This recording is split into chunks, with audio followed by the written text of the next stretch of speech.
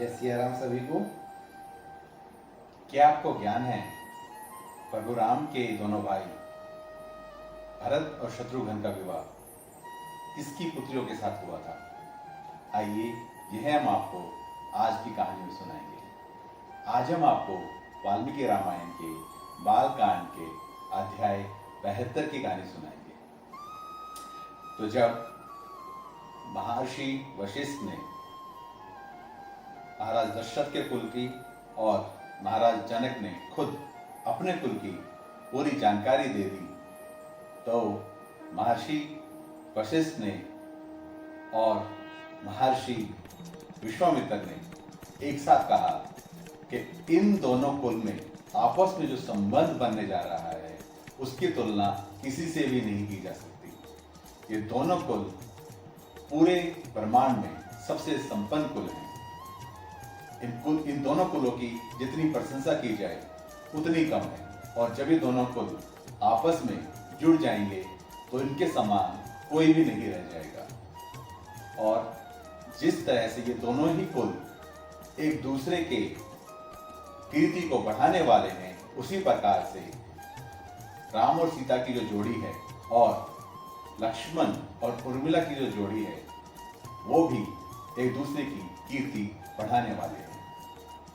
इसके आगे विश्वामित्र जी कहते हैं कि महाराज जनक, आपके पास आपके भाई कुशध्वज बैठे हैं और उनकी भी 2 पुत्रियां हैं। अगर आपकी आज्ञा हो तो मैं आपके छोटे भाई कुशध्वज की दोनों पुत्रियों को महाराज दशरथ के बाकी बचे हुए दोनों पुत्र भरत और शत्रुघ्न, जो कि अपने दोनों बड़े भाइयों के समान ही कीर्तिमान हैं, उनके लिए वरण करता हूं। यह बात सुनकर महाराज जनक बहुत खुश होते हैं।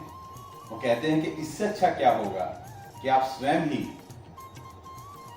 हमारी चारों पुत्रियों का अपने चारों पुत्रों के साथ विवाह करवाना चाहते हैं। मुझे इससे कोई भी आपत्ति नहीं है।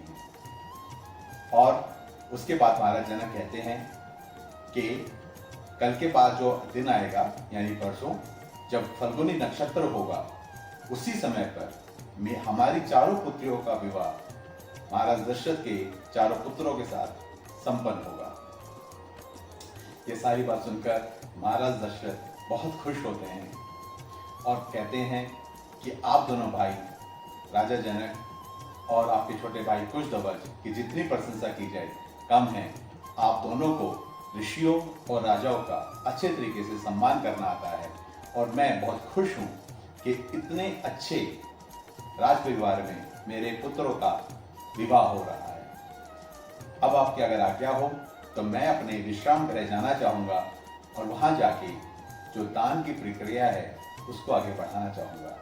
और ऐसे कह के महाराज दशरथ अपने विश्राम गृह आ जाते हैं और अगले दिन सुबह उठकर अपने चारों पुत्रों के लिए 1-1 लाख गाय दान करते हैं। जिस समय वो 1-1 लाख गाय दान करते हैं तो उन सभी 4 लाख गायों के सींग सोने से गढ़े हुए थे और उनके साथ ही उनके बछड़े दान में दिए गए। और यह सब करते हुए महाराज दशरथ परम पिता ब्रह्मा जैसा सम्मान पा रहे थे। और इस प्रकार से आज का अध्याय संपन्न होता है। हम आपके सामने रोज वाल्मीकि रामायण की कहानियां लेकर आ रहे हैं और आप सबसे अनुरोध करते हैं कि आप हमारे पेज रामलखन यात्रा को ज़्यादा से ज़्यादा लोगों के साथ शेयर कीजिए, उसे फॉलो कीजिए, हमारी कहानियों पर कमेंट कीजिए। और आप सभी लोग सुनते रहिए प्रभु राम की कहानी भक्त मनु की ज़बानी। जय सिया राम।